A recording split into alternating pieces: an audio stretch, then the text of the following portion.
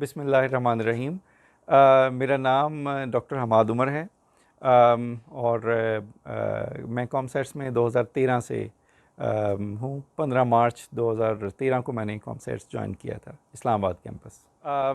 मेरी जो research field है वो मेडिकल इमेजिंग है, और इन पर्टिकुलर मैग्नेटिक रेजोनेंस इमेजिंग।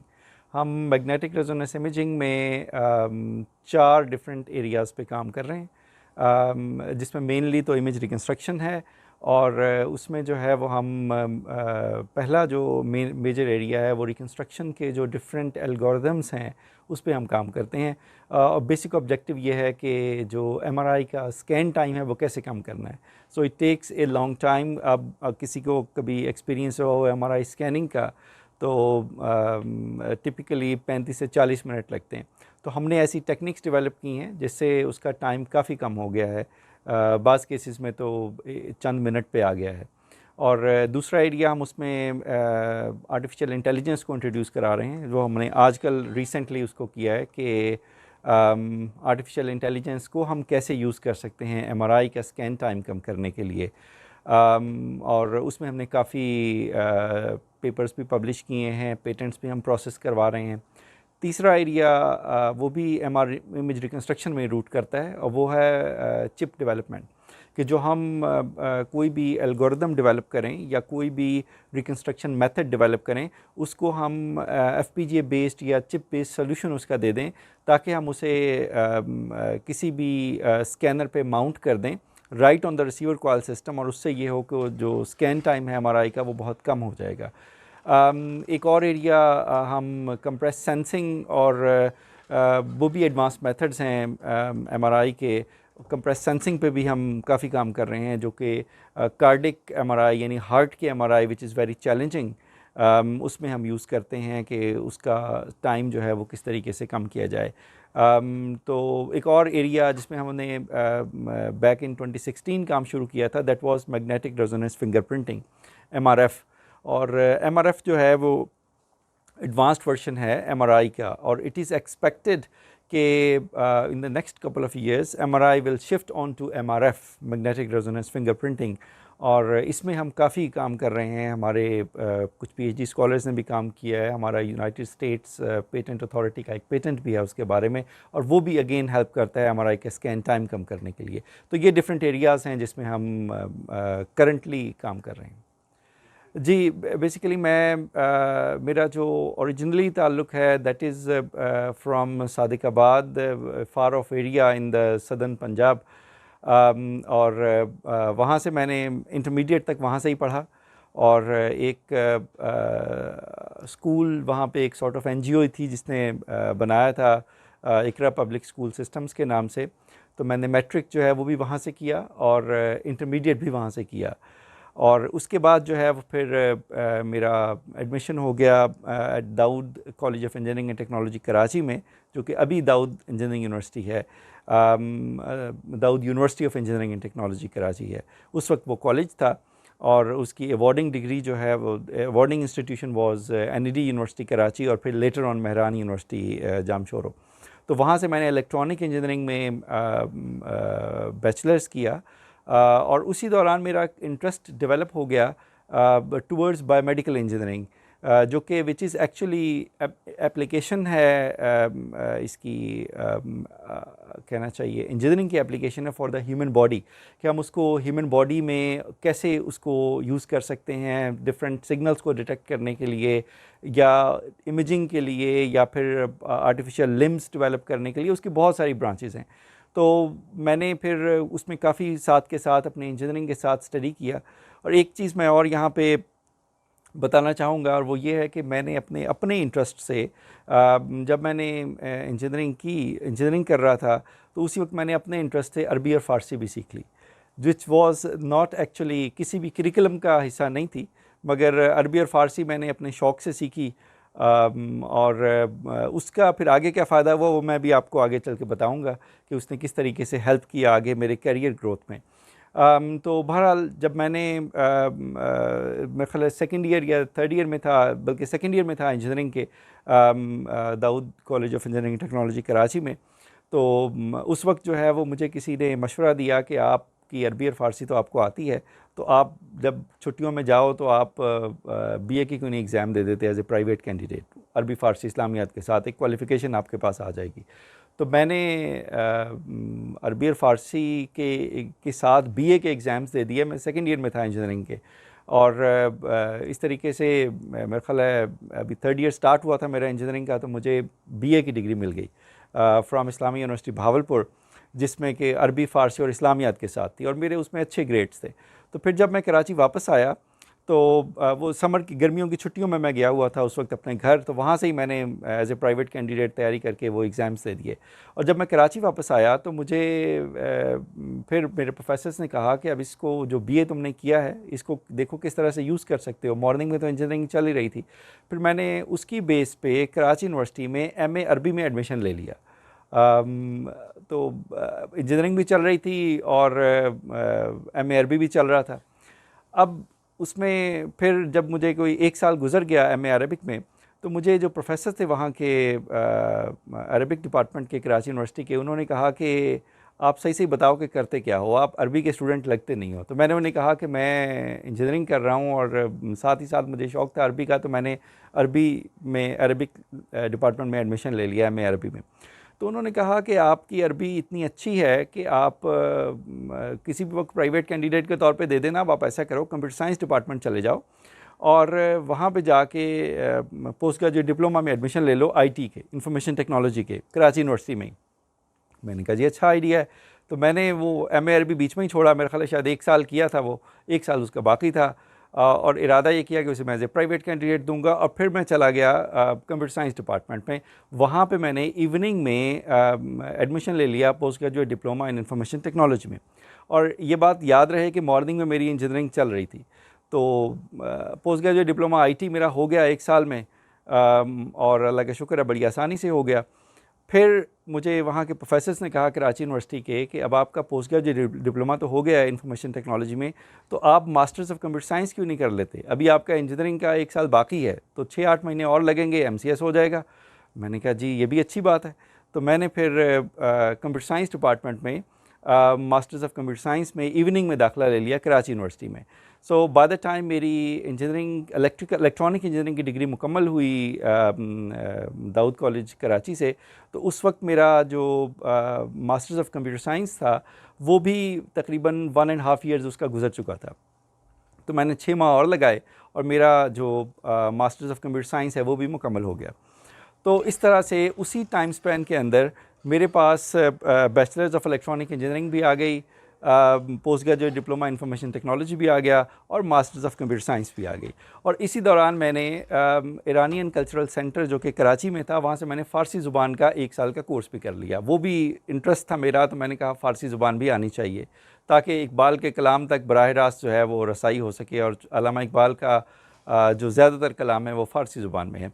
तो ये सब स्किल्स के साथ फिर जब मैं मेरी इंजीनियरिंग मुकम्मल हुई तो फिर मैंने जॉब्स के लिए देखना शुरू कर दिया। अब उसमें ऑब्वियसली बहुत कंपटीशन था और डिफरेंट जॉब्स आती थी नेशनल लेवल पे भी, इंटरनेशनल लेवल पे भी। तो मैंने फिर अप्लाई करना शुरू किया, और ऐसे ही एक दिन मेरी नज़र से एक ऐड गुजरा जिसमें कि एक कंपनी थी कराची की, रिक्रूटिंग कंपनी। उन्होंने कहा जी हमें यूएई के लिए एक्सपर्ट सेल्स इंजीनियर्स चाहिए। अब उनको 4 से 5 साल एक्सपीरियंस के लोग चाहिए थे। तो मेरा भी इंजीनियरिंग का रिज़ल्ट वेरी रिसेंटली आया था। और फिर साथ ही साथ ऑब्वियसली मेरे पास कंप्यूटर साइंस और इंफॉर्मेशन टेक्नोलॉजी और लैंग्वेज की स्किल्स भी थी। मैंने वैसे ही एक दोस्त से कहा, मैंने कहा यार मेरी सीवी भी ड्रॉप कर दो, अगरचे उन्हें तो एक्सपीरियंस लोग चाहिए, और आपको पता है यूएई के अंदर, दुबई के अंदर, so they look for very expert people. वो बिल्कुल फ्रेश इंजीनियर्स को तो नहीं लेके जाते। मगर वो जब सीवी मेरी पहुंच गई टीसीएस में, टीसीएस से पहुंच गई उन तक, तो वो उनके जो हायरिंग कंपनी थी उनके मैनेजर ने मुझे फ़ोन किया। अभी तक उन्होंने डिस्क्लोज़ नहीं किया था कि ये कौन सी कंपनी है, चूँकि दिस इज़ हाउ जो रिक्रूटिंग फर्म्स हैं वो ऐसे ही करती हैं कि वो किसी थर्ड पार्टी के थ्रू रिक्रूट करती हैं ताकि उन्हें कोई इन्फ्लुएंस ना कर सके इन द हायरिंग प्रोसेस। तो मैं इस तरीके से जो है वो मुझे उनकी कॉल आई, जी आपका शॉर्ट लिस्टिंग हो गई है आपकी, आप इंटरव्यू के लिए आएँ। तो खैर मैं इंटरव्यू के लिए गया। उस वक्त मैंने विजिटिंग लेक्चरर के तौर पे दाऊद कॉलेज में ही पढ़ाना शुरू कर दिया था। 2-3 माह हुए थे मुझे वहाँ पे पढ़ाना शुरू किए हुए। तो फिर मैं वहाँ जाके मैं इंटरव्यू के लिए गया, तो उन्होंने मुझसे पूछा कि जी आपने अरबी कहाँ से सीखी और फ़ारसी कहाँ से सीखी। तो मैंने जो है वो ज़ाहिर है बता दिया, वो यूएई से लोग आए हुए थे। और बाद में मुझे पता चला कि वो जो हायरिंग कंपनी थी actually that was Siemens engineering company. Siemens UAE जो है वो सेल्स इंजीनियर्स हायर कर रहे थे for sales of lighting products. तो अब ये उस वक्त नहीं पता था, मगर फिर बाद में उन्होंने मुझे, मैं इंटरव्यू दे के वापस आ गया, फिर उनके जो जनरल मैनेजर था उसकी मुझे कॉल आई कि जी आपकी फ़ाइनल सिलेक्शन के लिए आपका नाम शॉर्टलिस्ट किया है, आपने इंटरव्यू में ज़रूर आना है। तो खैर मैं फ़ाइनल इंटरव्यू में भी गया, मेरी उन्होंने सिलेक्शन कर ली। अब मेरे साथ जो बाकी लोग लिए थे, 4 लोग उन्होंने लिए थे टोटल पूरे पाकिस्तान से। बाकी लोग तो बहुत एक्सपीरियंस थे और मेरे पास कुछ भी एक्सपीरियंस नहीं था, चूँकि अभी I was very fresh candidate. तो मैंने बहरहाल उनसे पूछा कि आपने मेरी सिलेक्शन की क्यों है। उन्होंने कहा कि अप्लाई तो बहुत सारे लोगों ने किया था, मगर ऐसा एक भी इंजीनियर नहीं था जिसको अरबी और फ़ारसी ज़ुबान आती हो। चूँकि यूएई के अंदर जितनी भी गवर्नमेंट ट्रांजैक्शंस हैं वो सारी की सारी अरबी ज़ुबान में होती हैं, और ईरानियन कस्टमर्स भी बहुत सारे आते हैं जिनके साथ फ़ारसी में बातचीत करना पड़ती है। अब मैंने तो सोचा भी नहीं था ये सब चीज़ें, जब मैं सीख रहा था कि इस तरह से ये मेरी कैरियर ग्रूमिंग में हेल्प करेंगी, मगर बहरहाल नीयत अच्छी हो तो अल्लाह ताला रास्ते निकाल देता है। तो बहरहाल मैं दुबई पहुँच गया। कुछ अरसे में सिमंस में लाइटिंग डिपार्टमेंट मुझे प्लेस किया। मेरे साथ जो बाकी लोग थे उन्हें उन्होंने कहा कि मेरा ख्याल है मई या जून का महीना था, बैक इन 2005, और बाकियों को कहा उन्होंने कि आप जाएं और इंडस्ट्री से ज़्यादा सेल्स इंजीनियर का जो काम होता है कि बिज़नेस लेके आएँ, ठीक है ना। आप ज़ाहिर है उन्हें $100 कमा के देंगे तो वो आपको $10 देंगे आपकी सैलरी में। तो मुझे उन्होंने कहा कि नहीं जी आपने बाहर नहीं जाना, आप हेड ऑफ़िस में बैठें, ठीक है ना। तो मैं एयर कंडीशन माहौल में बैठा हेड ऑफिस, सीमेंस के हेड ऑफिस के अंदर, जो कि दुबई के पुराने एयरपोर्ट के बिल्कुल ऑपोजिट था।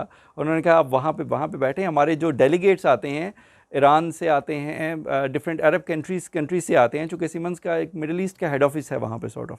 तो उन्होंने कहा कि आप उनके साथ जो है वो डिस्कशंस करें, हमारी प्रोडक्ट्स के बारे में उन्हें बताएं। तो इस तरह से मेरा जो टाइम था दुबई का वो इतना ज़बरदस्त गुज़रा, और मुझे उन्होंने ट्रेनिंग का काम दे दिया। बाकी लोग जो हैं वो 50 डिग्री टेम्परेचर के अंदर पूरे यूएई में बिज़नेस लेने के लिए घूमते थे, और मैं वहाँ पे हेड ऑफ़िस के अंदर बैठ के सिर्फ मीटिंग्स करता था और प्रोडक्ट्स के बारे में बताता था। बहरहाल मैंने 1.5 ईयर्स काम किया वहाँ पे, और सीमेंस के अंदर। फिर मुझे अंदाज़ा हुआ कि मैं सुबह को भी लाइट बल्ब बेच रहा हूँ, दोपहर को भी लाइट बल्ब, रात को भी लाइट बल्ब, एक ही काम है। तो ज़िंदगी में जो डाइवर्सिटी थी ना वो ख़त्म हो गई, और एक ही मोनोटॉनिक रूटीन और सेल्स इंजीनियर का जो काम होता है। तो बहरहाल फिर मैंने कहा कि I should go for higher qualification. तो मैंने डिफरेंट यूनिवर्सिटीज़ में अप्लाई करना शुरू किया। तो फाइनली मेरी सिलेक्शन होगी, जो कि मेरा ओरिजिनल इंटरेस्ट था बायोमेडिकल इंजीनियरिंग में। तो मेरी इंपीरियल कॉलेज लंदन, जो कि उस वक्त दुनिया की 5वीं बेहतरीन यूनिवर्सिटी थी, वहाँ पे मेरी बायोमेडिकल इंजीनियरिंग डिपार्टमेंट में मास्टर्स के लिए उन्होंने सिलेक्शन कर ली। मगर जो मुझे स्कॉलरशिप मिला वो स्कॉलरशिप एक शेल कंपनी का स्कॉलरशिप था, और उनकी रिक्वायरमेंट थी। वो मुझे कहने लगे कि आप चाहें तो आप केमिकल इंजीनियरिंग में कर सकते हैं, बिकॉज वो ऑब्वियसली शेल के साथ रिलेट करता था एरिया। मैंने कहा जी मैं, आप स्कॉलरशिप दें या ना दें वो आपकी मर्ज़ी है, मगर मैंने तो जो फील्ड चूज़ किया है मैं तो उसी के साथ ही स्टिक करूँगा। तो भारत मेरे पास जो भी कोई जमा पूंजी थी जो मैंने दुबई में कमाई, वो मैं लेके चला गया imperial college London biomedical engineering department में मास्टर्स के लिए, और मेरे पास कोई स्कॉलरशिप नहीं था। और इंपीरियल कॉलेज बहुत एक्सपेंसिव यूनिवर्सिटी है इंग्लैंड की, ज़ाहिर है दुनिया की बेहतरीन यूनिवर्सिटी भी है और एक्सपेंसिव भी बहुत है। तो वहाँ पे जाके मैंने उन्हें कहा कि जी मैं तो पूरी फ़ीस नहीं दे सकता, जितने मेरे पास हैं आप मुझे इंस्टॉलमेंट्स में कर दीजिए। उन्होंने कहा जी ठीक है, आपके पास जितने पैसे आप जमा करवा दें, बाकी पैसे जो हैं वो आप जब तक नहीं देंगे तब तक आपको डिग्री इशू नहीं होगी, बाकी आप पढ़ते रहें। तो बहरहाल ये बड़ा इंस्पायरिंग था मेरे लिए भी। मैंने वहाँ मास्टर्स शुरू कर दिया बायोमेडिकल इंजीनियरिंग में, और 4-5 माह के बाद मुझे एक लेटर मौसूल हुआ biomedical engineering, bio engineering department है वहाँ, बायोमेडिकल नहीं है, bio engineering department of imperial college London. उन्होंने एक लेटर मुझे भेजा, वहाँ के हेड ऑफ़ द डिपार्टमेंट ने, प्रोफेसर जॉन लिवर, उनका कुछ साल पहले इंतकाल हो गया। उन्होंने कहा कि हमने आपको बार grade scholar of the year के तौर पे हमने आपको सेलेक्ट किया है, और ये 5000 पाउंड का आपके लिए एक असिस्टेंस है जो हम आपको प्रोवाइड कर रहे हैं। मैंने उसके लिए अप्लाई भी नहीं किया था। मगर ये कि उन्हें अंदाज़ा था, उन्होंने देखा कि ये अच्छा पढ़ने वाला स्टूडेंट है और अभी तक इसने फ़ीस भी नहीं दी, और उसने अपोलोजाइज़ भी किया कि वी आर सॉरी कि इतनी देर हो गई अब तक हमें अप्रोच करने में, मगर ये चेक, और उसी पोस्ट में यानी रेगुलर रॉयल मेल की पोस्ट के अंदर वो 5,000 पाउंड का चेक भी था जो मेरे घर के एड्रेस पे आ गया। अब मैं उस वक्त काफ़ी परेशान था ऑब्वियसली, चूँकि बहुत सारी फ़ीस थी, मेरे ख्याल है 16-17 हज़ार पाउंड मुझे पे करने थे, जिसमें से कुछ मैंने 4 या 5,000 पाउंड पे किए थे।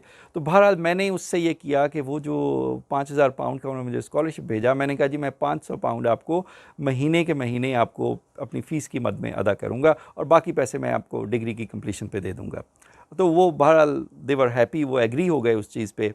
जो अकाउंट्स ऑफिस था उनका, वहाँ पे जो है वो इस तरह से मेरा मास्टर्स जो है वो आगे चलता रहा।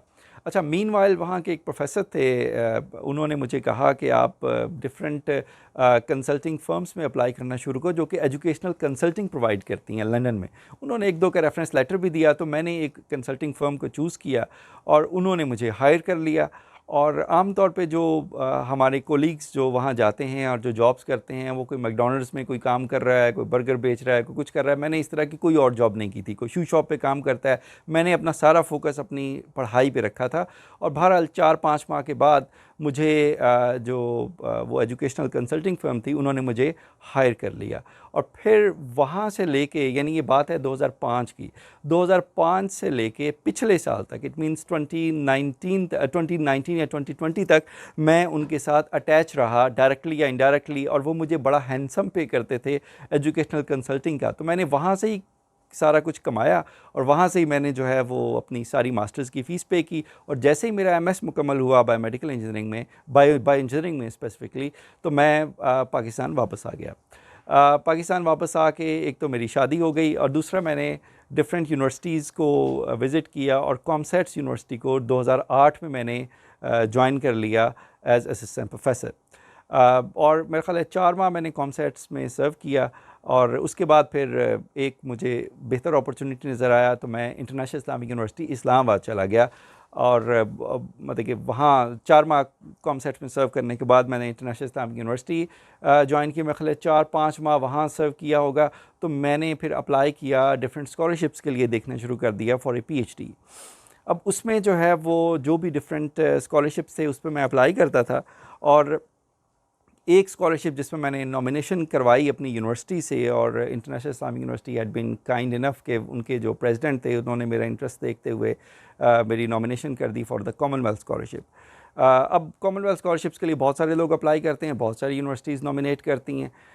तो बहरहाल अप्लाई मैंने कर दिया था, मगर बहुत कंपटीशन था, और उसके इंटरव्यूज़ जो हैं इस्लामाबाद में भी हुए, पेशावर में भी हुए, कोयटा में भी हुए, और मुझे तो ज़ाहिर है अपना कुछ भी एहसास नहीं था, बल्कि सोच भी नहीं सकता था कि कभी मेरी कॉमनवेल्थ स्कॉलरशिप में सिलेक्शन भी हो जाएगी। तो इसीलिए मैंने अपना जैसे ही अप्लाई किया और इंटरव्यू दिया एचईसी इस्लामाबाद में, उन दिनों डॉक्टर अताउर रहमान नए नए एजुकेशन मिनिस्टर बने थे, उन्होंने काफ़ी स्ट्रीमलाइन कर दिया था प्रोसेस इसका, स्कॉलरशिप्स का, कॉमनवेल्थ स्कॉलरशिप्स का, दूसरे स्कॉलरशिप्स का। तो एक थ्रू ए सिलेक्टिव और कॉम्पिटिटिव प्रोसेस लोग सेलेक्ट किए जाते थे। तो बहरहाल मैंने जो है वो इंटरव्यू के लिए अपीयर हुआ, और मीनवाइल मुझे ब्रिटिश गवर्नमेंट का एक स्कॉलरशिप ऑफर हुआ to do PhD at university of Kent in Canterbury in United Kingdom. तो मैंने कहा अब कॉमनवेल्थ तो पता नहीं मिलना है कि नहीं मिलना, और भी स्कॉलरशिप्स पर अप्लाई किया था, तो मैं इंग्लैंड चला गया, यूनिवर्सिटी ऑफ कैंट में, कैंटरबरी में, जो कि अबाउट 70 माइल्स है from London towards south west गालबन। वहाँ पे मैंने पीएचडी शुरू कर दी in related to a field in biomedical engineering. और फिर मतलब कि मुझे भूल भी गया कि मैंने कभी कॉमनवेल्थ स्कॉलरशिप के लिए अप्लाई किया हुआ था। तो जब मैं वहाँ से, मुझे 4 माह हुए पीएचडी शुरू की, और मैं अपनी फैमिली को भी साथ ले गया था, मेरी वाइफ भी मेरे साथ थी वहाँ पे कैंटरबरी में। तो मुझे एक ईमेल मौसूल हुई एचईसी से, हायर एजुकेशन कमीशन पाकिस्तान से, कि आपकी नॉमिनेशन हमने कर दी है कॉमनवेल्थ स्कॉलरशिप के लिए फॉर ए पीएचडी। और अब उसके लिए मैंने आइल्ट्स का अपडेटेड रिज़ल्ट भी जमा नहीं कराया था। सो ये आप देख लीजिए कि मेरा लेवल ऑफ़ इंटरेस्ट था, और मुझे जो तवक्को नहीं थी कि मेरा कॉमनवेल्थ में आएगा स्कॉलरशिप में नाम, तो मैंने जो मेरा आइल्स जो मैंने जमा करवाया था वो भी एक्सपायर हो चुका था।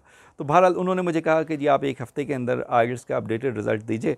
तो मैंने आइल्स जो है वो उसका एग्ज़ाम दिया। वो फॉर्चुनेटली अगले दिन की डेट मिल गई यूनिवर्सिटी ऑफ कैंट में ही। वो मैंने उसका जो भी डिज़ायर्ड बैंड था वो आ गया मेरा, और मैंने उसका रिज़ल्ट जमा कराया। तो उन्होंने 10 लोग नॉमिनेट किए थे HEC पाकिस्तान ने। उसमें से जो है वो 3 लोगों को उन्होंने सेलेक्ट किया, और fortunately I was one of them. और पूरे पाकिस्तान से वाहिद मैं था जो कि इंजीनियरिंग फील्ड में था। एक हमारे साथ मेडिसिन में थी आगा खान यूनिवर्सिटी कराची से, एक जो है वो लम्स से थी मैनेजमेंट साइंसेस में MBA के लिए, और एक जो है मैं था PhD के लिए। तो बहरहाल इस तरह से मैंने फिर 10 माह पढ़ा, यूनिवर्सिटी ऑफ कैंट में रिसर्च की PhD के लिए। फिर मैं इंपीरियल कॉलेज लंदन वापस आ गया as a Commonwealth scholar. As a Commonwealth scholar हमारे पास अपॉर्चुनिटी होता है कि हम चाहें तो कहीं भी चले जाएं, यानी यूनिवर्सिटी ऑफ कैम्ब्रिज भी जा सकते हैं, ऑक्सफोर्ड भी जा सकते हैं। मगर मेरा चूँकि इंटरेस्ट और बायोमेडिकल इंजीनियरिंग में इंटरेस्ट था, और मुझे एक्सपीरियंस भी था इंपीरियल का कि how well they take care of their students, तो मैंने डिसाइड किया कि मैं इंपीरियल कॉलेज से ही PhD करूँगा। तो मैं 4 साल वहाँ इंपीरियल कॉलेज में मैंने 4 या साढ़े 4 साल लगे मुझे PhD के लिए। इस दौरान मेरी एजुकेशनल कंसल्टिंग जो मैंने 2005 में शुरू की थी वो भी चलती रही। और ज़ाहिर है उससे अच्छा एक एक्सपोजर मिला, डिफरेंट सिटीज़ देखने का इत्तेफाक हुआ, डिफरेंट एम्बेसीज़ में डिफरेंट ट्रेनिंग्स डिलीवर की, डिफरेंट लोगों से मुलाकात हुई, डिफरेंट कल्चर्स से मिले, टिपिकली ब्रिटिश फैमिलीज़ के साथ अच्छा इंटरेक्शन रहा। तो एक सोशली एक बहुत अच्छा एक्सपीरियंस था। और इस दौरान अच्छी बात ये थी कि एज ए कॉमनवेल्थ स्कॉलर हमें बड़ा अच्छा वो एक्सपोजर भी देते थे। हमें हाउस ऑफ लॉर्ड्स में ट्रेनिंग्स भी दिलवाएं, ब्रिटिश पार्लियामेंट में, डिफरेंट मिनिस्ट्रीज़ में, डिफरेंट मिनिस्टर्स के साथ। फॉर एग्जांपल एक दफ़ा मुझे याद है minister of science and technology के साथ उन्होंने हमारी सिटिंग करवाई कि हम साइंटिफिक करिकुलम कैसे डेवलप करते हैं, अपने बच्चों को इंटरनेशनल बैकलॉरिएट में क्या करवाते हैं, A लेवल्स में क्या करवाते हैं। ब्रिटिश हाउस ऑफ लॉर्ड्स में कई दफ़ा जाने का इत्तेफाक हुआ। क्वीन ने जब भी कोई बड़ी सेरेमनी करना होती थी तो हमें उसमें ज़रूर बुलाया जाता था as a representative of one of the Commonwealth nations. तो ये मेरा स्टे था वहाँ लंदन में। तो मैंने फिर जब मेरी PhD मुकम्मल हो गई तो फिर मुझे ऑफ़र्स आई कुछ। ऑक्सफोर्ड यूनिवर्सिटी में मैं 2 दफ़ा गया, एक दफ़ा कार्डियोवैस्कुलर डिपार्टमेंट में, और एक दफ़ा जो है वो एक और मैग्नेटिक रेजोनेंस इमेजिंग से रिलेटेड डिपार्टमेंट FMRI सेंटर जो कि ऑक्सफोर्ड यूनिवर्सिटी और हार्वर्ड यूनिवर्सिटी के कोलैबोरेशन से है। वहाँ से पोस्ट डॉक की ऑफ़र्स थी, मगर मैंने कहा कि बहुत अरसा रह लिया है वहाँ पे, और अब it's better to go back. इसी दौरान मैंने डॉक्टर जुनैद ज़ैदी को ईमेल की कि मैं पाकिस्तान आना चाह रहा हूँ। और जुनैद ज़ैदी साहब जो है वो he is always in Hunt of the people जो कि अपने मुल्क में आके वापस कुछ काम करना चाहें। तो ज़ैदी साहब ने फ़ौरन मेरी ईमेल का रिस्पॉन्स लिखा और मुझे कहा कि आप जो है वो डॉक्टर साहब से मिलें जो कि Queen Mary university of London में है। तो वहाँ पे मैंने जो है वो इस तरह से मुलाकात हुई वहाँ पे उन प्रोफेसर साहब से जिनको ज़ैदी साहब ने रिक्वेस्ट किया था, फॉरवर्ड किया था मेरा केस। तो बहरहाल उसके बाद फिर मेरे कांटेक्ट रहे, और हमारी फाइनली ये हुआ कि पाकिस्तान में जब आया तो मैंने कॉमसेट यूनिवर्सिटी में वापस ज्वाइन कर लिया as assistant professor in electrical and computer engineering department. तो इस तरह से ये पूरी लाइफ स्टोरी है जो कि जिसने मुझे लैंड करवाया finally in the COMSATS university Islamabad. और मैं मार्च 2013 में यहाँ पे आया, और फिर इसके बाद आके मैंने यहाँ अपना एक रिसर्च ग्रुप बनाया जिसका हमने नाम रखा medical image processing research group. और इसमें हमने अल्हम्दुलिल्लाह अभी तक जो है वो कोई 9 PhDs जो हैं हम प्रोड्यूस कर चुके हैं। बहुत सारे हमारे जर्नल पेपर्स पब्लिश हो चुके हैं, मोर देन 150 जर्नल पेपर्स। और अच्छी बात ये हुई कि चूँकि जुनैद ज़ैदी साहब रेक्टर थे उस वक्त, और he is the founding director of the university as well, उन्होंने हमें बहुत सपोर्ट किया। और किस तरह से सपोर्ट, उसकी एक एग्ज़ाम्पल आपको बताऊं कि जैसे ही मैं वापस आया मैंने अंडरग्रेड लेवल पे भी रिसर्च शुरू करवाई, मास्टर्स लेवल पे भी रिसर्च शुरू कराई, PhD लेवल पे भी रिसर्च शुरू कराई, और पोस्ट डॉक्टरल लेवल पे भी रिसर्च शुरू कराई। तो हर लेवल पे रिसर्चर्स हमारे साथ थे, और हमने ये नहीं किया कि हम सिर्फ जी टॉप लेवल पे ही रिसर्च करेंगे। चूँकि ये डिफरेंट टीयर्स ऑफ रिसर्च जो हैं ये सब मिल के एक अच्छा रिसर्च ग्रुप बनाते हैं। तो फॉर्चुनेटली मेरे साथ बहुत सारे मेरे कोलीग्स भी यहाँ पे, कोलीग्स भी कहना चाहिए, जो कि पीएचडी करना चाह रहे थे, उन्होंने मुझे as a PhD scholar join कर लिया, और फिर अंडरग्रेड स्टूडेंट्स भी हमने ले लिए। और मेरा ख्याल है शायद कॉमसेट्स की हिस्ट्री में पहली दफ़ा ऐसा 2000 दैट्स इन 2015 मेरा ख्याल है 2015 में ऐसा हुआ कि हमारे अंडरग्रेड स्टूडेंट्स जो हैं उनके जो हमारे साथ फाइनल ईयर प्रोजेक्ट कर रहे थे, उनके 6 research papers university of Oxford में एक्सेप्ट हो गए फॉर एन इंटरनेशनल कॉन्फ्रेंस। एक बड़ी हमारी प्रेस्टिजियस कॉन्फ्रेंस होती है international society of magnetic resonance imaging की। तो मैंने एक काम ये किया था कि वापस आके अपने सब रिसर्चर्स से कहा था कि you should be A member of that professional society, ताकि हमें पता चले कि दुनिया में क्या काम हो रहा है, तहकीक में हमारे एरिया में क्या काम हो रहा है। और वो बहुत बड़ी सोसाइटी है। उसका जो फ़ायदा है वो ये हुआ कि मैं भी और मेरे सारे स्टूडेंट्स भी, रिसर्च स्कॉलर्स हमारे साथ जितने भी थे मेरे रिसर्च ग्रुप में, वो बिल्कुल अपडेटेड रहे अपने रिसर्च एरियाज़ से। और मैंने जैदी साहब को ईमेल की कि सर इस तरह से इतने लोग जो हैं वो हमारे पेपर्स अंडरग्रेड स्टूडेंट्स के एक्सेप्ट हो गए हैं। तो जैदी साहब ने मेरी एक ईमेल की रिक्वेस्ट पे कहा भाई इन सबको भेजो वहाँ, और यूनिवर्सिटी ने टिकट्स भी दी, और मतलब कि सब स्टूडेंट्स को, 6 के 6 स्टूडेंट्स को from Islamabad to England return tickets भी दी, और उसके साथ ही साथ उन्हें मेंटेनेंस और सस्टेनेंस जो जो हमने कहा जैदी साहब ने उन्हें हमें फैसिलिटेट किया। So that was the starting point. उसके बाद हमारे स्टूडेंट्स जो हैं वो हर साल जाते रहे। कभी कभी मैं भी जाता था, कभी कभी मैं नहीं भी गया, मगर ये कि स्टूडेंट्स हमेशा जाते रहे हमारे, यानी हमारे स्टूडेंट्स फिर वियना भी गए। मेरे ख्याल है वियना में हमारी एक कॉन्फ्रेंस हुई थी, उसमें हमारा जो रिसर्च ग्रुप था उसके कुछ 14 के करीब पेपर्स थे। उसके बाद हम गए, उसमें 21 के करीब टॉक्स थी हमारे ग्रुप्स की। तो अब ये हालात हैं कि दुनिया में पता है कि जहाँ पे एमआरआई में कोई काम हो रहा है पाकिस्तान के अंदर, so it must be COMSATS university Islamabad. So this is actually a recognition we have. और मुझे याद है कि हमारी एक स्टूडेंट जब ऑक्सफोर्ड यूनिवर्सिटी में वो उस कॉन्फ्रेंस पे गई, उसका बल्कि एक सेशन एडम्ब्रो यूनिवर्सिटी में भी हो रहा था। वो एडम्ब्रो यूनिवर्सिटी में जब उन्होंने वो अपनी टॉक दी, 15 मिनट की टॉक दी, और अंडरग्रेड स्टूडेंट थी, और जब वो वापस उतरी स्टेज से तो उनसे पूछा एक प्रोफेसर ने, ऑक्सफोर्ड यूनिवर्सिटी के प्रोफेसर ने, कि बेटा आप अपनी पीएचडी के कौन से साल में हैं? उसने कहा जी मैं तो अंडरग्रेड स्टूडेंट हूँ कॉमसेट्स यूनिवर्सिटी से, मैं 7वें सेमेस्टर की स्टूडेंट हूँ। तो that was the level of recognition. और फिर मुझे ईमेल्स भी आई कि जी आपके स्टूडेंट्स ने बहुत अच्छा परफॉर्म किया है। और फिर ये तो सिर्फ वन ऑफ मैं आपको स्टोरी बता रहा हूँ। उसके बाद 2015, 16, 17, 18 हम दुनिया में बहुत जगहों पे गए, पेरिस में गए, सिंगापुर में गए, सब स्टूडेंट्स को लेके गए। और उससे जो इम्पैक्ट होता था, एक यूनिवर्सिटी का नाम जो एक होता था कि एक तो ये कि मैं अकेला जाके 20 पेपर्स पढ़ दूँ, दैट इज़ समथिंग एल्स। और फिर एक ये कि मैं 15 स्टूडेंट्स का एक डेलीगेशन लेके जाऊँ, और उसमें मेरे ख्याल है हम दुनिया की वाहिद यूनिवर्सिटी होते थे इस लेवल पे जो इतने सारे स्टूडेंट्स को लेके जाते थे। और उसके लिए मैं जो है I am very grateful to doctor Junaid Zaidi. उन्होंने हमें बहुत हेल्प किया, और बेसिकली वो हमारा स्टार्टिंग पॉइंट था, और उसकी वजह से जो है वो whatever we have been so far, तो यूनिवर्सिटी में जो है वो मतलब कि हमारे पास एक बहुत अच्छी रिकग्निशन, और दुनिया में जो अच्छी रिकग्निशन आई उसमें हम डॉक्टर जुनैद ज़ैदी का कंट्रीब्यूशन जो है वो इग्नोर नहीं कर सकते। Coming on to the research contributions of a research group, अभी तक हमारी रिसर्च लैब को 4 यूनाइटेड स्टेट्स के पेटेंट ग्रांट हो चुके हैं, यानी एप्लीकेशन नहीं ग्रांट हो चुके हैं 4 पेटेंट्स उन एरियाज़ जो कि एमआरआई के एरियाज़ हैं जिससे हमने जिनमें काम किया है। और तकरीबन 75 के करीब अंडरग्रेड स्टूडेंट्स हमारे साथ थीसिस मुकम्मल कर चुके हैं, और उन 75 स्टूडेंट्स में से बहुत सारे इस वक्त दुनिया की बहुत सारी अच्छी यूनिवर्सिटीज़ में, including university of Waterloo Canada, Taiwan की यूनिवर्सिटीज़, सिंगापुर की यूनिवर्सिटीज़, हॉलैंड की यूनिवर्सिटीज़ में मास्टर्स और पीएचडीज़ कर रहे हैं, जर्मनी की यूनिवर्सिटीज़ में, यूनिवर्सिटी ऑफ जिनीवा में, यूनिवर्सिटी ऑफ बार्सिलोना में। इंटरनेशनल कॉम्पिटिशन्स पे एमआरआई से या मेडिकल इमेजिंग से रिसर्च फील्ड्स से रिलेटेड रिसर्च फील्ड्स के अंदर अपनी पीएचडीज़ मुकम्मल कर रहे हैं, मास्टर्स मुकम्मल कर रहे हैं। और उसके साथ ही साथ जो है वो अभी भी हमारे पास 5 पीएचडी स्कॉलर्स हैं जो कि पीएचडी कर रहे हैं। पोस्ट डॉक्टरल लेवल पे भी हमने काफ़ी काम किया है, पोस्ट डॉक्टरल रिसर्चर्स भी हमारे पास आते रहे हैं।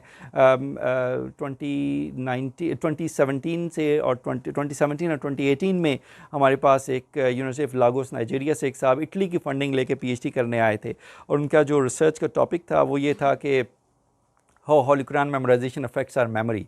तो हमने अब ये दुनिया की पहली तहकीक थी जो कि MRI स्कैनिंग की मदद से होनी थी, और हमने वो की। और उसमें भी फिर जैदी साहब की सपोर्ट, जुनैद जैदी साहब ने हमें बहुत सपोर्ट किया, और हमारी कोलैबोरेशन एक डेवलप हुई with national university medical sciences. वहाँ पे लेफ्टिनेंट जनरल इमरान मजीद थे, उन्होंने हमें हेल्प किया।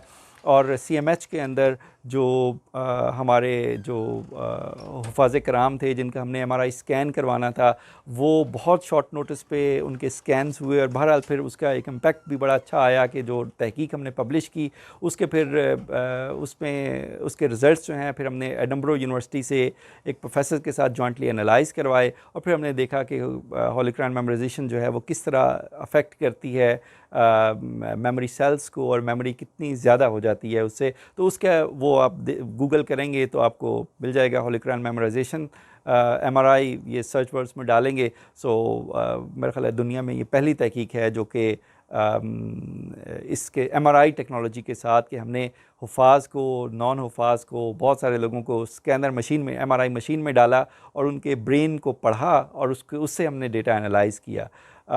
तो ये भी एक हमने पोस्ट डॉक्टरल रिसर्च लेवल पे तहकीक की। इसमें फिर हमारी सारी टीम इन्वॉल्व थी, चूँकि वॉलंटियर्स को इकट्ठा करना, उन्हें लेके जाना, वो स्कैनिंग उनकी करवाना बहुत मुश्किल काम है। 80 के करीब वॉलंटियर्स को over a period of 6 months हमने जो है वो किया, और ये we worked as a team work. और ये सब चीज़ें हैं जो कि रिसर्च में बहुत इम्पॉर्टेंट हैं, टीम वर्क, कोलैबोरेशंस। और फिर 2019 में मुझे सिलिकॉन वैली इनवाइट किया गया to deliver a 50 minutes talk. I was the only professor from the whole subcontinent जिसे उन्होंने बुलाया था कि आप आके अपना बताएं कि किस तरह से आप AI को और ग्राफिकल प्रोसेसिंग यूनिट्स को और हाई स्पीड कंप्यूटिंग को MRI रिकन्स्ट्रक्शन के लिए यूज़ कर रहे हैं। तो मैंने फिर वहाँ मैं गया यूनाइटेड स्टेट्स और सिलिकॉन वैली के अंदर मैंने वो पूरी टॉक दी, और फिर उन्होंने वो पूरी दुनिया में पब्लिसाइज़ भी की। तो that was also a great honour for me. और अभी भी वो अवेलेबल है, पब्लिकली अवेलेबल है एनवीडिया की वेबसाइट पे।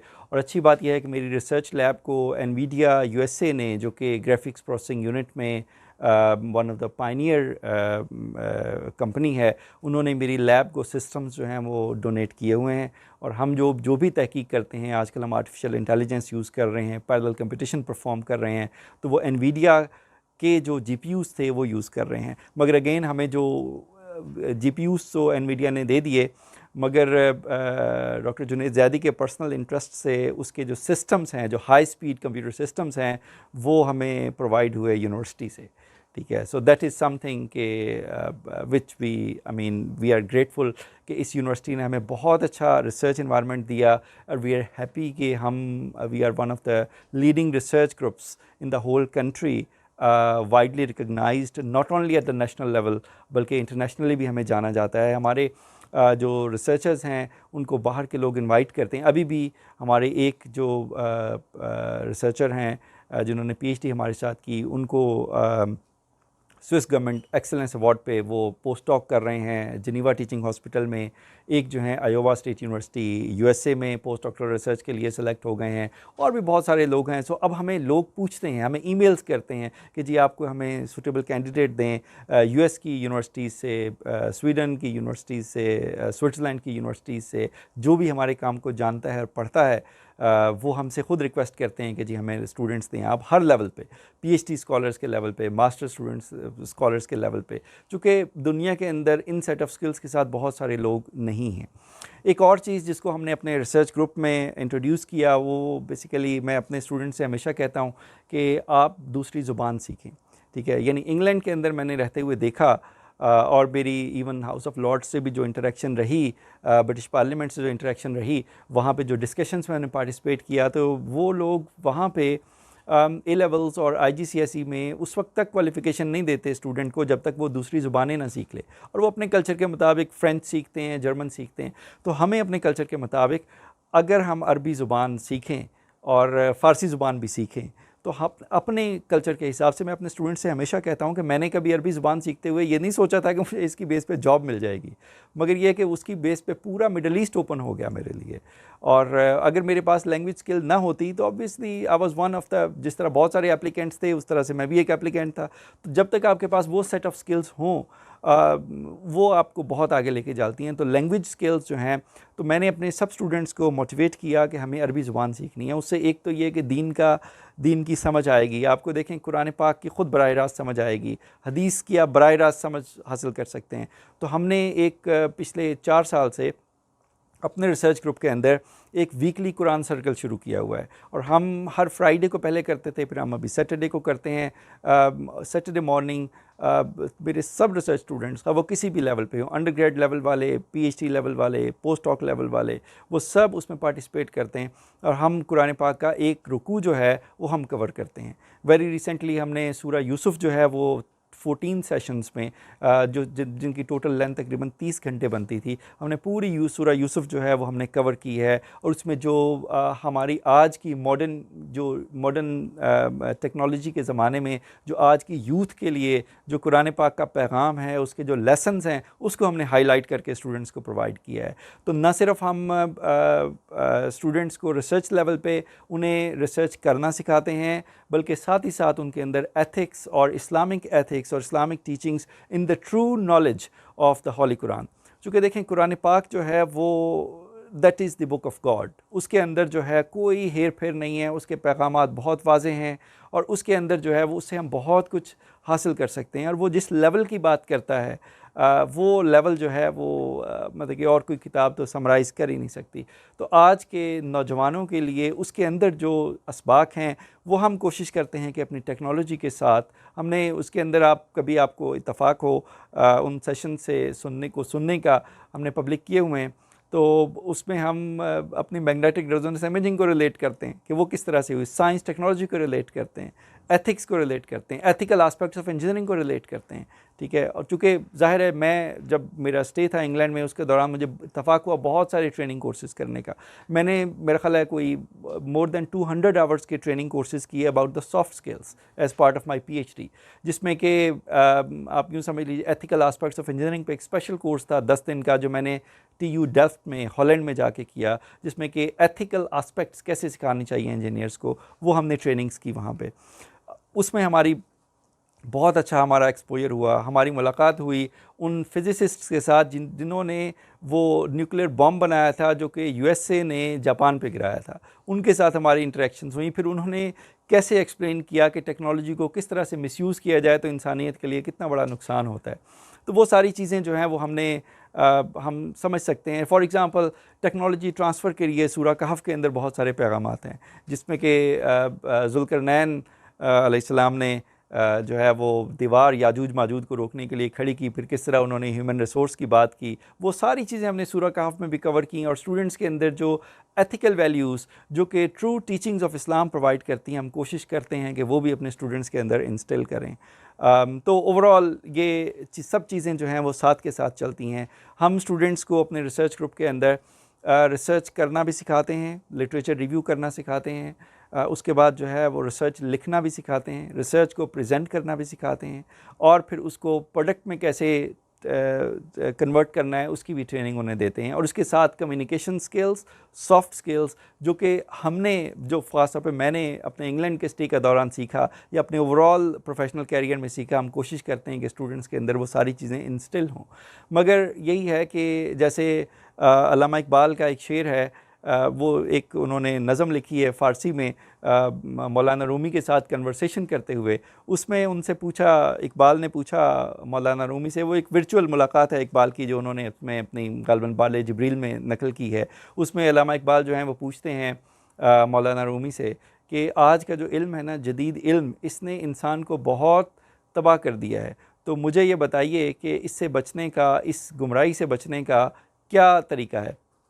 तो उसके जवाब में मौलाना रूमी के अल्फाज जो वो शेर जो इकबाल नकल करते हैं उसके अंदर वो कहते हैं कि मौलाना रूमी ने कहा कि इल्म रा बर्तन जने मारे बवद, मैं दोबारा पढ़ता हूँ, ये एडिट करना पड़ेगा। इल्म रा बर्तन जने मारे बवद, इल्म रा बर दिल जने यारे बवद। अब ये फ़ारसी का शेर है। वो कहते हैं कि मौलाना रूमी इकबाल को नसीहत करते हैं और अल्फाज इकबाल के ही हैं कि इल्म रा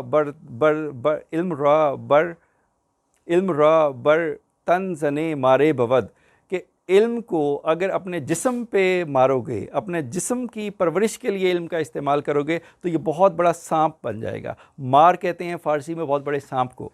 तो कहते हैं इल्म रॉ बर तन जने मारे बवद, कि इल्म को अगर अपने जिस्म की परवरिश के लिए इस्तेमाल करोगे, सिर्फ दुनिया कमाने के लिए इस्तेमाल करोगे, खा वो कोई भी इल्म हो, मॉडर्न टेक्नोलॉजी का इल्म हो, तो वो बहुत बड़ा आस्तीन का सांप बन जाएगा जो तुम्हें डस लेगा। और फिर कहते हैं दूसरे मिसरे में कि इल्म रॉ बर दिल जने यारे बवद, हाँ अगर इल्म को अपने दिल पे मारोगे ना तो बहुत अच्छा दोस्त तुम्हारा बन जाएगा। तो इल्म जो है, खा वो दुनिया का इल्म हो, मॉडर्न टेक्नोलॉजी हो, उसके साथ एथिक्स और अखलाकियात बहुत ज़रूरी हैं। तो ये मैं अपने स्टूडेंट्स को हमेशा पैगाम देता हूँ कि इल्म रॉ बर तन जने मारे बवद, इल्म रॉ बर दिल जने यारे बवद। तो इल्म जो है उसका सही इस्तेमाल होना चाहिए, जो कि इखलाकी तौर पे आपको मजबूत करे, और आप सिर्फ दुनिया कमाने के लिए इल्म हासिल ना करें, हाँ वो कोई भी इल्म हो, बल्कि उसको जो है वो आप इस्तेमाल करें अपनी इस्लाह के लिए, अपने माशरे की इस्लाह के लिए, माशरे में तब्दीली लाने के लिए। So that will be the true contribution from your self आपकी सोसाइटी के लिए।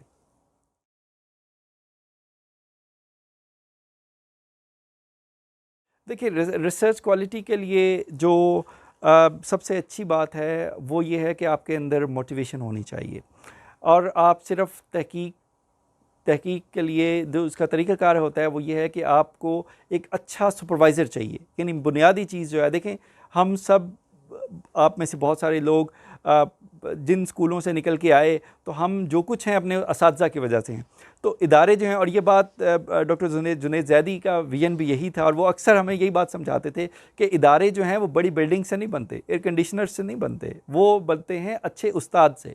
तो अगर आपको कोई अच्छा सुपरवाइज़र मिल जाए, अच्छा उस्ताद मिल जाए, ठीक है, जो कि उन सारी आपको एक रास्ता दिखा दे, तो वो चीज़ें जो हैं फिर आपको बहुत हेल्प करती हैं। तो उसमें सबसे पहली बात, अच्छी बात तो ये है कि आपके अंदर मोटिवेशन होनी चाहिए, which will be A positive thing.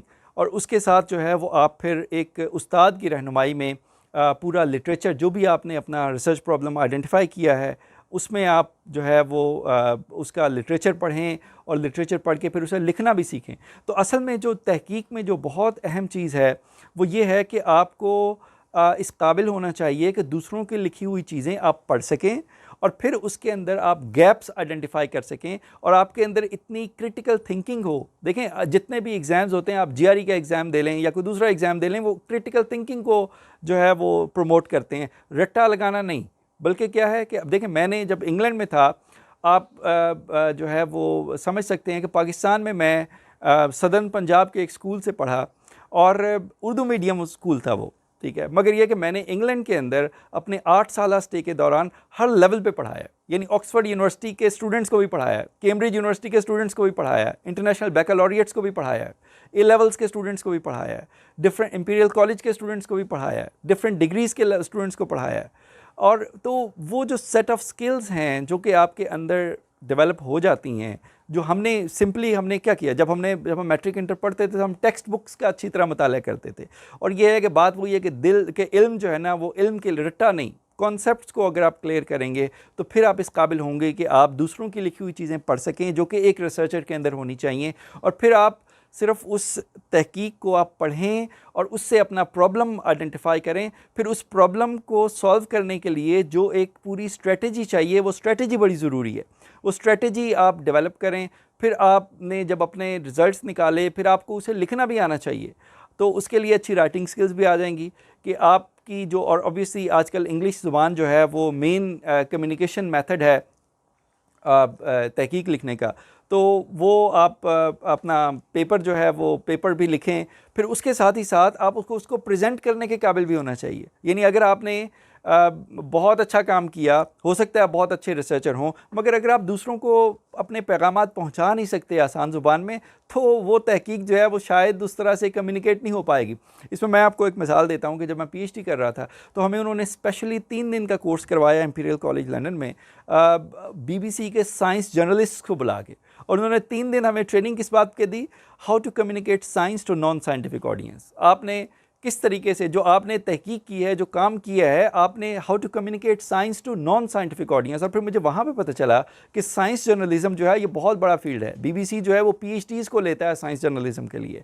तो अच्छी कम्युनिकेशन स्किल्स जो है ना बहुत इंपॉर्टेंट है। उसमें राइटिंग भी आ जाती है, उसके अंदर रीडिंग भी आ जाती है, उसके अंदर लिसनिंग भी आ जाती है, और फिर अपना काम जो है वो दूसरों के आगे प्रेजेंट करना, ये सब चीज़ें जो हैं वो आपको एक अच्छा रिसर्चर बनाती हैं। और फिर ऑब्वियसली इसकी सब रूट्स जो हैं वो आपकी शुरू की एजुकेशन के अंदर लाई करती हैं। और फिर ये कि आप कितने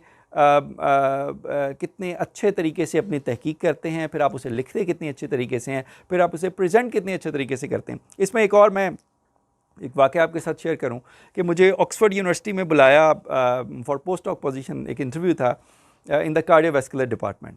तो professor Schneider was a renowned professor there, जो कि कार्डियोवैस्कुलर एमआरआई पे काम कर रहे थे। उन्होंने मुझे कहा कि 15 मिनट की प्रेजेंटेशन देनी है। मैंने वो प्रेजेंटेशन दी और सब लोग बड़े इम्प्रेस्ड थे। और उसके बाद उन्होंने मुझे कहा, प्रोफेसर श्नाइडर ने, उन्होंने कहा भाई आपका काम बहुत अच्छा है, हम बहुत इम्प्रेस हुए हैं, मगर ये है कि आपने जो बातें की हैं ना, ये 70 साल के कार्डियोलॉजिस्ट को समझा दें। वो एक बाबा जी उन्होंने बिठाए हुए थे, वो 70 ईयर्स के कार्डियोलॉजिस्ट थे पुराने ज़माने के, और उन्होंने कहा अपनी बातें जो भी आपने तहकीक की है उनको आप समझा दें। तो ये बात जो है, फिर वहाँ पे मैंने जब उन्हें आसान अल्फाज, ऑब्वियसली आप एक इतने पुराने कार्डियोलॉजिस्ट को चीज़ें एक्सप्लेन करेंगे जो कि आज ना एमआरआई को जानता है, किसी लेटेस्ट चीज़ों को शायद नहीं जानता। तो वो फिर मुझे याद आया कि जो हमें ट्रेनिंग उन्होंने दी थी, how to communicate science to non scientific audience, तो ये भी बड़ी अच्छी स्किल है, बहुत इंपॉर्टेंट स्किल है जो अच्छे तहकीककार में होनी चाहिए, कि आपको मीडिया पर बुलाया जाए, आपको लोगों के सामने बिठाया जाए, तो आप अपनी तहकीक को आसान अल्फाज में प्रेजेंट कर दें। तो मेरा ख्याल है ये सब चीज़ें जो हैं आपको एक अच्छा रिसर्चर बनाती हैं।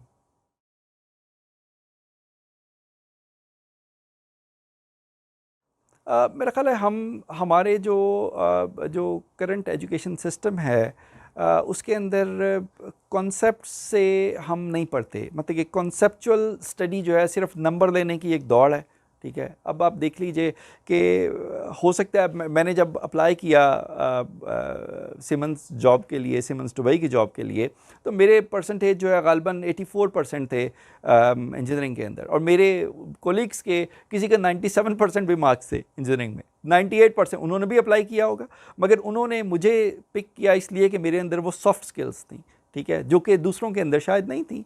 तो जब तक आपका एजुकेशन सिस्टम एक आपको कॉम्प्रिहेंसिव ट्रेनिंग्स नहीं देता सब एरिया के अंदर, जिसमें सब चीज़ें शामिल हों, जिसके अंदर जो है आप अच्छा लिख भी सकते हो, आप अच्छा बोल भी सकते हो, ठीक है। और बाहर इस पर बहुत तहकीक हुई है। मैं खुद इंग्लैंड में पढ़ाता रहा हूँ। कैम्ब्रिज यूनिवर्सिटी ने ये देखा, उन्होंने कहा कि जो लोग ए लेवल्स करके आते हैं, पाकिस्तान में तो एक ही ए लेवल्स का एग्ज़ाम बोर्ड है जो कि कैम्ब्रिज लेता है। इंग्लैंड में ऐसा नहीं है। इंग्लैंड में ए लेवल्स के डिफरेंट एग्ज़ाम बोर्ड्स हैं, AQA exam board, Nuffield exam board, और भी बहुत सारे एग्ज़ाम बोर्ड्स हैं। तो उन्होंने OCR एग्ज़ाम बोर्ड, तो उन्होंने कैम्ब्रिज यूनिवर्सिटी ने कहा कि हमारे पास जो स्टूडेंट्स आते हैं डिफरेंट एग्ज़ाम बोर्ड से, उनके अंदर वो सेट ऑफ स्किल्स नहीं है जो हमें चाहिए, ठीक है। तो फिर उन्होंने अपना एक करिकुलम लॉन्च किया जिसका नाम उन्होंने रखा प्री-यू, ठीक है। प्री-यू के नाम से ए लेवल्स का इक्विवेलेंट रखा। अब उन्होंने कहा जी हम प्री-यू वाले स्टूडेंट्स को प्रेफर करेंगे कैम्ब्रिज यूनिवर्सिटी में एडमिशन देने के लिए। तो उसमें फ़र्क क्या था, मैंने वो करिकुलम भी देखा कि वो सॉफ्ट स्किल्स पे और कॉन्सेप्ट्स डेवलप करने पे जो है वो एम्फसाइज़ करता है। तो हमारे एजुकेशन सिस्टम में हमें नंबर और रट्टा की दौड़ से निकल के कॉन्सेप्ट्स डेवलप करने पे कोशिश करनी चाहिए, और वो सेट ऑफ स्किल्स हम प्रोड्यूस करें अपने स्टूडेंट्स के अंदर, जो कि अच्छा वो अच्छा बोल भी सकें, वो अच्छा लिख भी सकें, और वो अच्छे जो हैं वो तहकीक करने वाले भी हों, और उनके अंदर एथिकल वैल्यूज़ भी हों जो कि हमारा रिलीजन हमें चाहता है कि हमारे अंदर हों। तो ये सब चीज़ें जो हैं जब इंटीग्रेट हो जाएं तो फिर एक अच्छी शख्सियत बनती है। और उसमें मेरा ख़्याल है कि कुरान पाक का पैगाम, अल्लामा मोहम्मद इकबाल का पैगाम, आजकल मैं अपनी रिसर्च के साथ अल्लामा इकबाल को पढ़ रहा हूँ। आजकल मैंने फ़ारसी कुलियात का मताला शुरू किया हुआ है, तभी उसी में से मैंने वो शेर भी आपको सुनाया पहले। उर्दू का उनके पूरे मताले का पूरे उनकी जो कुलियात थी सारी, बांगे दरा, बाले जिब्रील। तो मुझे हैरानी होती है कि हमारे जो नेशनल हीरोज़ हैं, उन्होंने हमारे स्टूडेंट्स के अंदर, हमारे नौजवानों के अंदर जो क्वालिटीज़ पैदा करना चाहिए थी, अनफॉर्चुनेटली हमने उन सब चीज़ों को छोड़ दिया। यही वजह है हमारी ज़बूं हाली की। तो हमें आना चाहिए वापस, हम लेटेस्ट एरियाज़ में रिसर्च करें, हम अल्लामा मोहम्मद इकबाल का मताला करें, अल्लामा मोहम्मद इकबाल ने जो पैगामात दिए उनका हम मताला करें, और वो उनका फ़ारसी कलाम भी है, उनका जो है वो उर्दू कलाम भी है, और फिर साथ ही साथ हम जो है वो अपना जो कुरान पाक है उसको as a source of guidance लेके चलें, तो मेरा ख़्याल है उसके अंदर हर ज़माने के लिए हिदायत मौजूद है। और साथ ही साथ हमें अपने स्टूडेंट्स के अंदर जो लेटेस्ट टेक्नोलॉजीज़ हैं उनका नॉलेज, अब जैसे मैं अपने स्टूडेंट्स को 5वें सेमेस्टर में लेता हूँ, यानी 5वें सेमेस्टर में यानी तीसरा साल उनका अभी शुरू होना होता है, तो मैं उन्हें पिक कर लेता हूँ कि मैंने किनको फाइनल ईयर प्रोजेक्ट करवाना है हर साल, और फिर उनको मैं पूरी MRI पिक्चर टू प्रोटॉन पढ़ाता हूँ, जो कि एक बुक है कैम्ब्रिज की पब्लिश हुई है, मेरे प्रोफेसर ने, मेरे अपने सुपरवाइज़र ने पब्लिश की थी, उनकी अपनी लिखी हुई बुक है इंपीरियल कॉलेज के, वो मैं पूरी पढ़ा देता हूँ उन्हें 5वें सेमेस्टर में। तो बात वही है जो इकबाल ने कहा था कि ना हो नौमीदी ज़वाले इल्म इरफां है। तो नाउमीदी की कोई बात नहीं है, अगर हमारे स्टूडेंट्स को अच्छी गाइडेंस मुहैया की जाए तो मैंने ये देखा है कि कोई वजह नहीं है कि हमारे स्टूडेंट्स अच्छे परफॉर्म ना कर सकें। तो हमें अच्छे उस्ताद, अच्छे असातिज़ा लाने चाहिए, अच्छे असातिज़ा को प्रमोट करना चाहिए, और उनके बारे में ये फॉर एग्ज़ाम्पल ये जो अब आप एक्टिविटी कर रहे हैं ये बहुत अच्छी है कि दुनिया को पता चले कि किस किस तरीके से लोग काम कर रहे हैं। जो मेरे एक्सपीरियंसेस हैं उससे कोई और फ़ायदा उठाए, किसी दूसरे के एक्सपीरियंसेस से मैं फ़ायदा उठाऊँ, और फिर साथ ही साथ ये चीज़ भी हाईलाइट हो कि इदारों के अंदर जब अच्छे डिसीजन मेकर्स हों और वो किस तरह से ह्यूमन रिसोर्स को अट्रैक्ट करें। फॉर एग्जांपल देखें, मेरी इस बात के दौरान बार बार डॉक्टर जुनैद ज़ैदी का जिक्र आया, बिकॉज उन्होंने जिस तरीके से डिसीजन मेकिंग की, तो हम आज जो सर्विसेज यहाँ कर रहे हैं और हम यहाँ पे मौजूद हैं, तो उसमें obviously as a decision maker उनका जो किरदार था उसको तो फरामोश नहीं किया जा सकता। अब वो यहाँ के डायरेक्टर नहीं हैं, मगर ऑब्वियसली हम अगर यहाँ पर सर्व कर रहे हैं तो उनका सदका जारिया है, और ये दिस इज़ एक्चुअली जो चीज़ें आगे चलनी चाहिए। और मेरे ख्याल है आपके इन सेशंस का एक बहुत अच्छा ऑब्जेक्टिव जो है वो ये भी है ऑब्वियसली कि आप इस पैगाम को दूसरों तक पहुंचा सकें।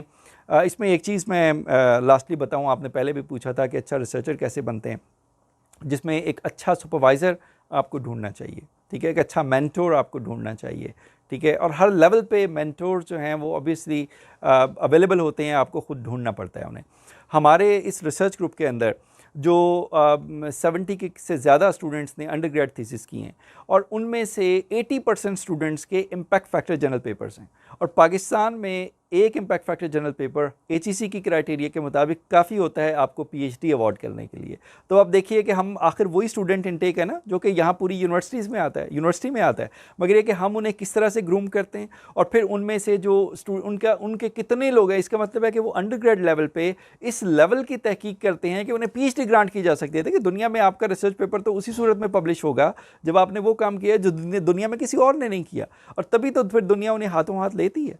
तो ये एक मेन मैसेज है कि अच्छे टीचर्स को एज ए स्टूडेंट आप सबको ढूंढना चाहिए, अच्छे मेंटर्स को ढूंढना चाहिए, उसका कोई ऑल्टरनेट नहीं है, और वो सब लोग आपके दाएं बाएं मौजूद होते हैं। और फिर मोटिवेशन, एथिक्स, अखलाकियात, और अपना जहन बिल्कुल साफ़ रखें, ठीक है, चूँकि ये कि एक्टिविटीज़ अगर आप अपने आप को कंस्ट्रक्टिव कामों में नहीं लगाएंगे तो फिर आपके जैसे जो ज़मीन खाली पड़ी रहे उस पर फिर खुदरो झाड़ियाँ उगाती हैं। आप अपना वक्त देख लीजिए, अपना वक्त जो है अगर आप अच्छे प्रोडक्टिव कामों में नहीं लगाएंगे तो फिर जो है वो वक्त किसी और काम में इस्तेमाल हो जाएगा जो कि शायद बहुत अच्छा काम ना हो, बहुत प्रोडक्टिव काम ना हो। तो अपनी एक्टिविटीज़ को, अपने वक्त को एज एन एसेट समझ के इस्तेमाल करें, तो मेरा ख्याल है कोई वजह नहीं है कि आप आगे कैरियर में ग्रो ना कर सकें।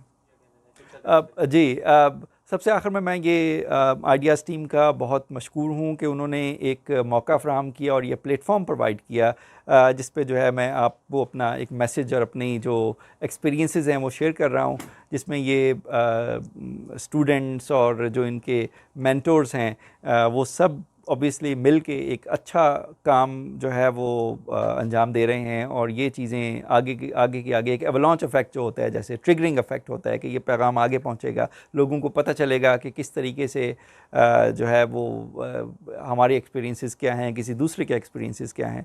सो thank you very much all, और I am really grateful to the idea society and finally to COMSATS university Islamabad, जिसने हमें जो है ये सारा अपॉर्चुनिटी प्रोवाइड किया। और electrical engineering department of COMSATS university Islamabad के प्लेटफॉर्म से हमने इतना जो है वो एक अच्छी research contribution the, not only at the research level, eight the national level, बल्कि इंटरनेशनल लेवल पे भी, और एक अच्छा ह्यूमन रिसोर्स जो है वो जनरेट हमने किया अल्हम्दुलिल्लाह, और ये चीज़ें आगे चल रही हैं। Thank you very much.